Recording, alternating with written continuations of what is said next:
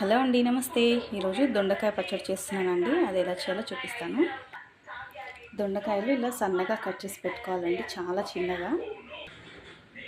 పచ్చిమిర్చి కూడా తీసుకున్నానండి, ఒక చెట్టాకు తీసుకున్నాను.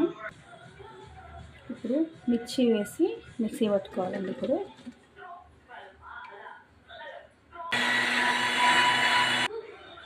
ఇలా మెత్తగా అయింది కదా.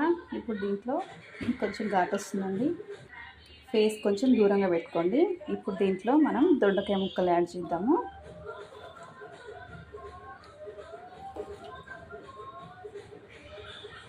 వేసుకొని దీంట్లో కొంచెం ఉప్పు పసుపు వేసుకోవాలండి. కొద్దిగా పసుపు వేస్తున్నాము.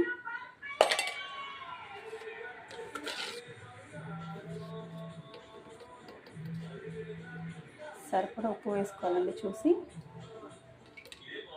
దీన్ని మళ్ళొకసారి మిక్సీ పట్టుకుంటాను.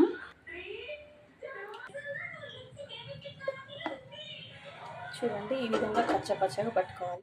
రెండు పచ్చివేనండి, పచ్చిమిర్చి పచ్చివే, దొండకాయలు కూడా పచ్చివే. ఇప్పుడు ఇందాక చింతపండు వేయడం మర్చిపోయానండి, కొద్దిగా వేసుకోవాలి. తర్వాత ఎల్లిపాయలు కూడా ఒక 4 వేసుకుంటానండి. వేసి దీన్ని కూడా వేసి మిక్సీ పడదాము. ఇలా మిక్సీ పట్టుకున్నానండి. కడాయి పెట్టుకున్నానండి. పెట్టుకొని ఒక గంటె ఆయిల్ వేస్తున్నాను.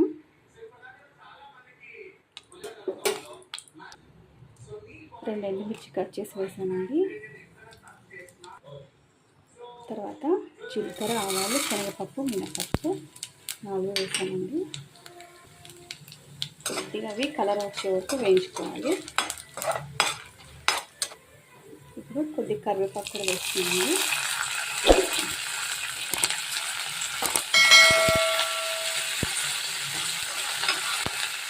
ఇందాక చట్నీలోనే ఫస్ట్ వేసానండి, అందుకే ఇప్పుడు తాలింపులు ఏం వేయట్లేదు.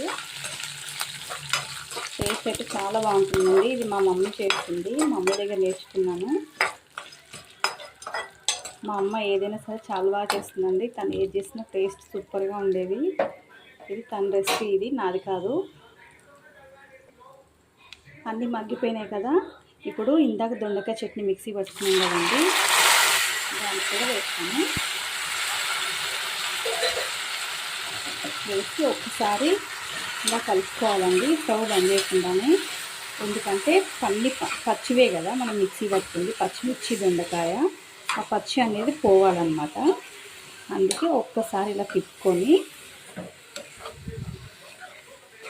ఒక 2-3 మినిట్స్ అలా ఉంచాలండి. ఎందుకంటే పచ్చివాసన అనేది బయటికి వెళ్ళిపోతుంది.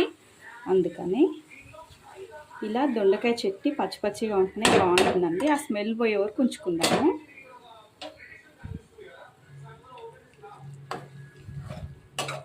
మీరు కూడా ట్రై చేయండి. మీకు ఎలా వచ్చిందో కామెంట్ బాక్స్లో కామెంట్ చేయండి.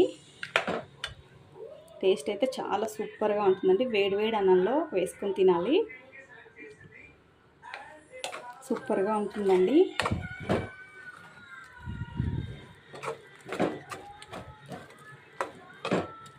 స్మెల్ అయితే చాలా బాగా వస్తుందండి, తినాలనిపిస్తుంది స్మెల్ చూస్తేనే. అయిపోయిందండి, దొండకాయ chutney ready. Thank you for watching.